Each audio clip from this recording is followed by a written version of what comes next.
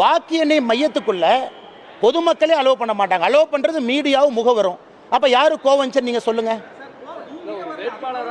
நான் கேட்கிறேன், அவரு கேட்ட கேள்வி நான் கேட்கிறேன், யாரு கோவஞ்சு?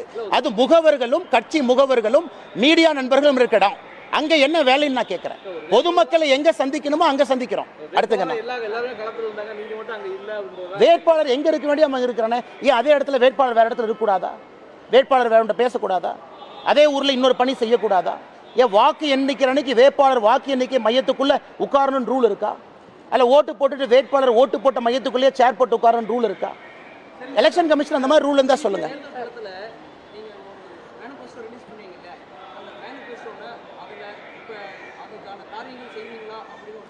செய்வதற்காகத்தானே கொடுத்துருக்கோங்கண்ணா. நீங்க ஒரு விஷயத்தை புரிந்து கொள்ள வேண்டும்.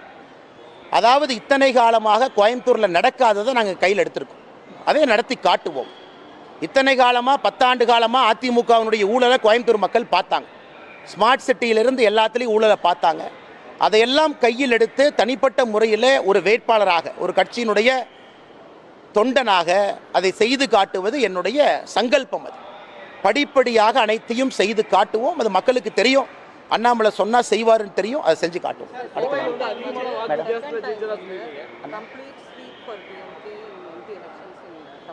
Madam, yesterday I have given a long press meet. Madam, I kindly request you to kindly check it. I have given a long press meet, the reasons, what is the vote share, what BJP has done vis-a-vis the other party. No, but how do you plan to reverse this? Madam, there is no question of reversing. A party first has to attain the vote share. It's a step-by-step process. Overnight, a party cannot claim everything. A party has to enter the double digit first. A party is like a baby. A baby has to first crawl. A baby has to walk. A baby has to run. It's a step-by-step process. Our party is patient. We know at a particular point of time where we need to be. We are exactly where we need to be at this point of time. We know at 2026 where we want to go. And exactly we will reach in 2026 where we want to go. கோவையில் அதிகமான வாக்குகள் வாங்கியிருந்ததா நேற்று நீங்கள் சொல்லியிருந்தீங்க. ஆனால் CPR இதுக்கு முன்னாடி போட்டிட்டு கோவையில் உங்களோட அதிகமான வாக்குகள் வாங்கியிருந்திருக்காரு. அந்த தகவல் முரணான தகவல். யார் வாங்கலீங்க? யார் வாங்க? நான் பொய் சொல்ல விரும்பல. அண்ணன் டேட்டாவை செக் பண்ணிட்டு பேசணும். அண்ணன் பேசணும். அது வேலுமணி அண்ணன் கொஞ்சம் அவருடைய அரசியல் ஞானத்தை அவருடைய அரசியல் அறிவை வேலுமணி அண்ணன் கொஞ்சம் திரும்ப சுய பரிசோதனை செஞ்சுக்கணும். அதனால் வேலுமணி அண்ணனுக்கு எல்லா ரைட்ஸ் இருக்குது. தவறான தகவலை ஒரு அதிமுகவினுடைய மூத்த தலைவர் பத்திரிகை நண்பர்கள்ட்ட தவறான தகவலை சொல்லக்கூடாது. அந்த தவறான தகவலை நம்பி பத்திரிகை நண்பர்கள் அந்த கேள்வி எங்களை கேட்கக்கூடாது.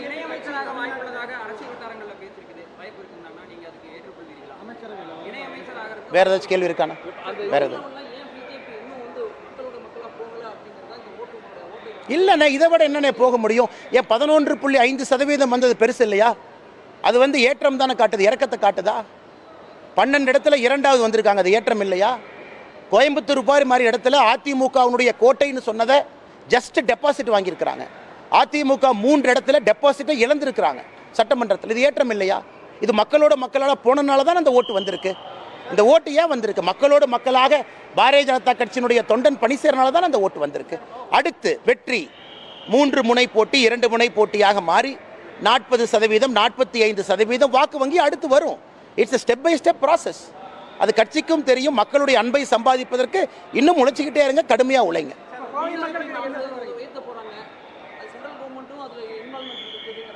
என்ன central government involvement? GO issue பண்ண சொல்லுங்க.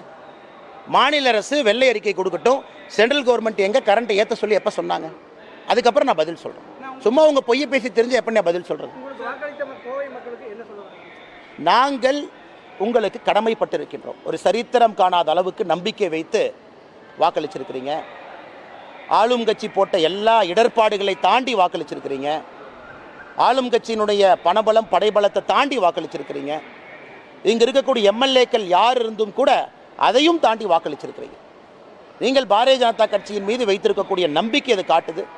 இந்த நம்பிக்கைக்கு எப்பொழுதும் நாங்கள் எங்களுடைய உழைப்பு என்பது இரட்டிப்பாக கோவை மக்கள் குறிப்பாக அவருடைய வளர்ச்சி நாங்கள் சொல்லியிருக்கக்கூடிய செயல் திட்டங்கள் எல்லாம் கொண்டு வருகின்றோம். இந்த வாக்கு எங்களை உற்சாகப்படுத்தி ஊக்கப்படுத்தி இருக்கிறது. நாங்கள் சரியான பாதையில் தான் செல்லுகின்றோம் என்று தமிழக மக்கள் கோயம்புத்தூர் மக்கள் அந்த செய்தியை சொல்லியிருக்கின்றார்கள். லேட்டாச்சு. அவர் யாருன்னே தெரியாத தலைவா. அவங்கவுங்க சொல்லுவாங்க. என்னுடைய செயல்பாடு தான் பாரதிய ஜனதா கட்சி இரட்டை இலக்குன்னு நான் சொல்கிறேன். இல்லை நீங்கள் சொல்லிக்கங்க. எங்களுடைய செயல்பாடு தான் பாரதிய ஜனதா கட்சி இரண்டாவது இடத்துல 12 இடத்துக்கு வந்திருக்காங்கன்னு சொல்கிறேன், நீங்கள் இல்லைன்னு சொல்லுங்கள். எங்களுடைய செயல்பாடு தான் அதிமுகவினுடைய கோட்டையில் ஜஸ்ட் டெபாசிட் வாங்கியிருக்காங்கன்னு நான் சொல்கிறேன், இல்லைன்னு சொல்லுங்கள். எங்களுடைய செயல்பாடு தான் அதிமுக 3 இடத்துல டெபாசிட்டை இழந்திருக்காங்கன்னு நான் சொல்கிறேன் கோயம்புத்தூருக்குள்ள, இல்லைன்னு சொல்லுங்கள். எங்களுடைய செயல்பாடு தான் தமிழகத்தில் அதிமுக நிராகரிக்கப்பட்டிருக்குன்னு நான் சொல்கிறேன், இல்லைன்னு நீங்கள் சொல்லுங்கள். எங்களுடைய செயல்பாடு தான் தமிழகத்தில் பாரதிய ஜனதா கட்சி வேகமாக வளர்கின்ற கட்சின்னு மக்கள் சாட்சிப்படுத்தியிருக்காங்க, இல்லைன்னு நீங்கள் சொல்லுங்கள். அடுத்து அதெல்லாம் பேசுவேன், நேற்று ப்ரெஸ் மீட்டில் பேசியிருக்காங்க பாருங்கண்ணே, வேற வச்சிருக்கானே. பெரிய ஃபேன் பேஸ் இருக்கிறவங்க ஒரு முக்கிய ஃபேக்டரா இருந்திருக்காங்க. 2026 நோக்கம் வச்சிருக்கீங்க, விஜய் கிட்ட அணுகிறதுக்கான வாய்ப்புகள் இருக்கு. பெரிய ஃபேக்டர் தான், இல்லைன்னு நான் சொல்லணும். யார் அரசியலுக்கு வந்தாலும் கூட மக்கள் புதியவர்களுக்கு தமிழகத்தில் எப்போ வாய்ப்பு கொடுப்பாங்க. 2026 பொறுத்தவரை கூட்டணி ஆட்சி, நான் சொல்கிறத நீங்கள் எழுதி வச்சுக்கங்க. தமிழ்நாட்டில் இன்னைக்கு நிலைமையில் எந்த கட்சியும் தனியாக இங்கே ஆட்சி அமைக்க முடியாது. இன்னும் 500-550 நாள் இருக்குது. நான் சொல்வதை எழுதி வைத்துக் கொள்ளுங்கள். 2026 தமிழக அரசியலில் முதலாக ஒரு முழுமையான கூட்டணி ஆட்சியை நம்ம பார்க்கத்தான் போகிறோம். 2026 அதிமுக கூட்டணிக்கான வாய்ப்பு இருக்குமா? நான் பேசுகிறத பார்த்து அப்படி தெரியுதானே? அதுக்கு இன்னொருத்தரை கொண்டு வந்து நீங்கள் கூட்டணி வைக்கணும், பயணம்.